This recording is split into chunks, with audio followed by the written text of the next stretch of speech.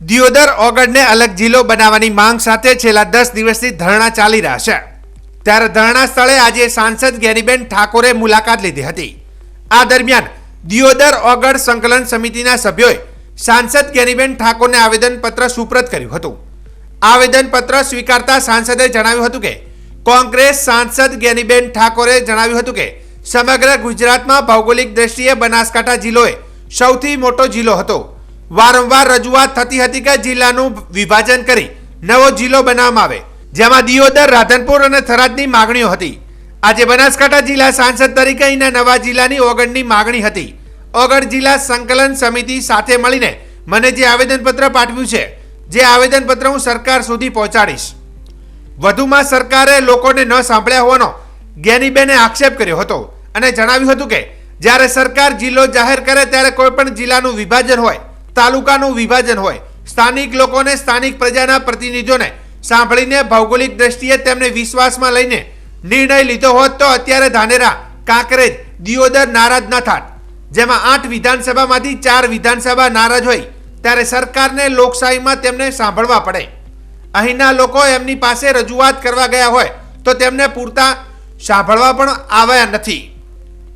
વધુમાં જણાવતા કહ્યું હતું કે 2000માં જિલ્લા તાલુકાનું વિભાજનને યાદ કરીને ગેનીબેને કહ્યું હતું કે ગુજરાતના મુખ્યમંત્રી શંકરસિંહ વાઘેલા હતા, કોંગ્રેસમાં એમનો ટેકો હતો, જેમાં દિયોદરમાંથી બાબર તાલુકો અલગ બનાવવાનો હતો।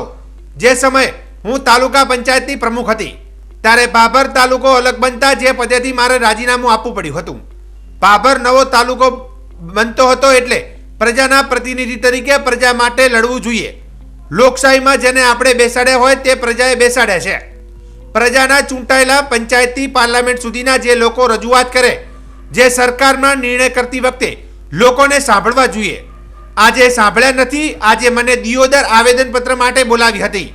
હું આવી છું અને જે પણ આવેદનમાં રજૂઆતો છે તેમની માંગણીઓ મારા લેટર પેડ પર લખીને સરકાર સુધી પહોંચાડી એમની વાત રજૂઆત છે તે સાંભળી અને પુનઃ વિચારણા કરે, એમને કઈ રીતે સંતોષ મળે તેવા પ્રયત્નો સરકાર કરે, જે બાબતની રજૂઆત સરકાર સુધી કરીશ। સમગ્ર ગુજરાતમાં બનાસકાંઠા જિલ્લો ભૌગોલિક દ્રષ્ટિએ ગુજરાતનો સૌથી મોટો જિલ્લો હતો, એટલે વારંવાર રજૂઆતો થતી હતી કે જિલ્લાનું વિભાજન કરીને નવો જિલ્લો બનાવવામાં આવે। એમાં દિયોદરની માગણી હતી, રાધનપુરની હતી, થરાદની હતી, અલગ અલગ રીતે માગણી હતી। પણ આજે જ્યારે એક બનાસકાંઠાના સાંસદ સભ્ય તરીકે અહીંના વેપારી એસોસિએશન હોય અને નવો જિલ્લો જે ઓગળની માગણી હતી એમની, એ ઓગળ જિલ્લા સમિતિ એ સાથે મળીને મને જે એમને આવેદનપત્ર આપ્યું છે, હું આ આવેદનપત્ર એ સરકાર સુધી પહોંચાડીશ। એક વાસ્તવિકતા છે કે જ્યારે સરકારે જાહેરાત કરી એ ટાઈમે પણ મેં સ્ટેટમેન્ટ આપ્યું હતું કે કોઈ પણ જિલ્લાનું વિભાજન હોય, તાલુકાનું વિભાજન હોય તો સ્થાનિક લોકોને, સ્થાનિક પ્રજાના પ્રતિનિધિઓને સાંભળીને ભૌગોલિક દ્રષ્ટિએ અને એમને વિશ્વાસમાં લઈને નિર્ણય લીધો હોત તો અત્યારે આંદોલન કે આજે ધાનેરા નારાજ, કાંકરેજ નારાજ, દિયોદર નારાજ, 8માંથી 4 જેટલા તાલુકાઓ, વિધાનસભાઓ આખી નારાજ હોય ત્યારે સરકારે લોકશાહીની અંદર એમને સાંભળવા પડે અને સાંભળ્યા વગર પણ ઘણી રીતે એમને જે અહીંના લોકો એમની પાસે કદાચ રજૂઆત કરવા ગયા હોય તો પણ પૂરતા સાંભળ્યા નથી। એટલે એમની જે પણ રજૂઆત છે ભૌગોલિક દ્રષ્ટિની વાત હોય, ભૂતકાળમાં જ્યારે 2000માં જિલ્લા તાલુકાઓનું વિભાજન કરવામાં આવ્યું એ ટાઈમે ગુજરાતના મુખ્યમંત્રી શંકરસિંહ વાઘેલા હતા, કોંગ્રેસનો એનો ટેકો હતો। દિયોદરમાંથી બાબર તાલુકો અલગ બનાવવાનો હતો। એ ટાઈમે હું તાલુકા પંચાયતની પ્રમુખ હતી અને તાલુકા પંચાયતના પ્રમુખમાંથી મારે બાબર તાલુકો અલગ બનતા એ પદેથી મારે રાજીનામું આપવું પડ્યું હતું અથવા તો ગેરલાયક સભ્યોની વેચાણના કારણે હું પ્રમુખમાં નથી રહી શકી।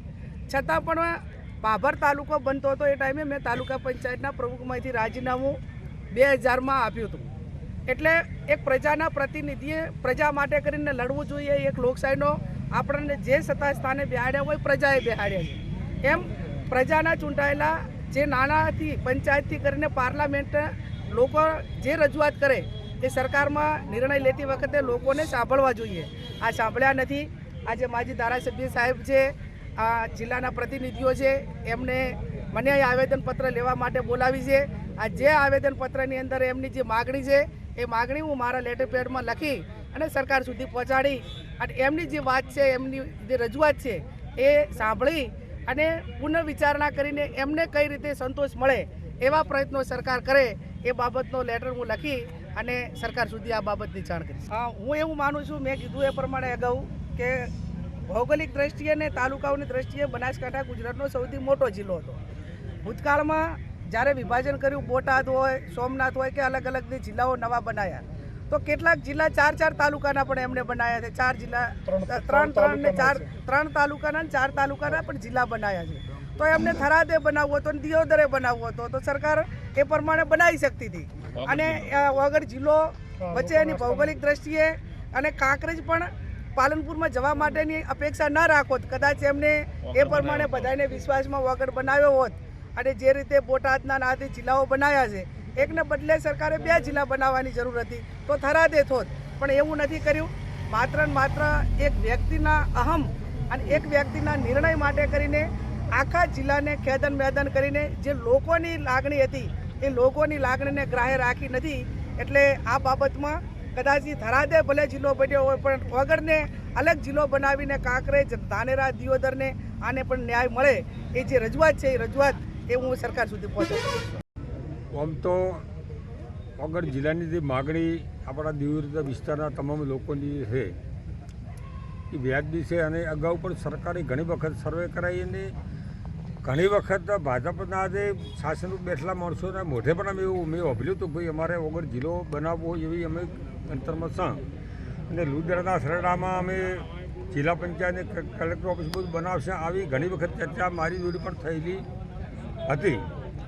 પણ કંઈક દિયોદરનું ભાજપનું રાજકારણ મોડું પડ્યું, કોઈક થરાદમાં સરકારને લડવાનું છું એટલે હવે એકને બદલે 2 થયા, એટલે એને કારણે આપણાને અહીંયા 6 છે.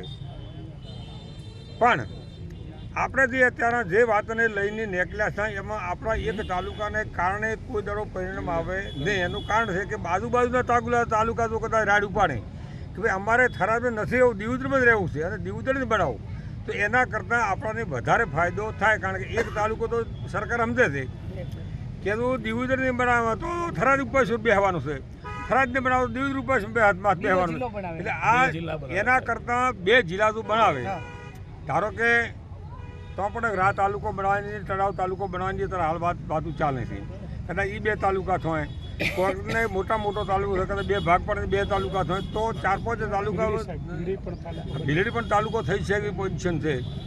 આના 2-4 મહિના પહેલાં પણ એવી ચર્ચા હતી કે ભીલડી તાલુકો બનાવો. આ બધું કરી અને 2 જિલ્લા તો બનાસકાંઠાની 2 ને બદલે 3 જિલ્લા બનાવી નાખે, તો એનો લાભ દિયોદરથી પૂરેપૂરો મળે. અને આપણા વગરથી બાપાને બધા કરવા પ્રાર્થના કે આ ભાજપાને સાથે બુદ્ધિ આલે અને આપણને 3 જિલ્લો બનાવી એટલે ભગવાન પ્રાર્થના કરે.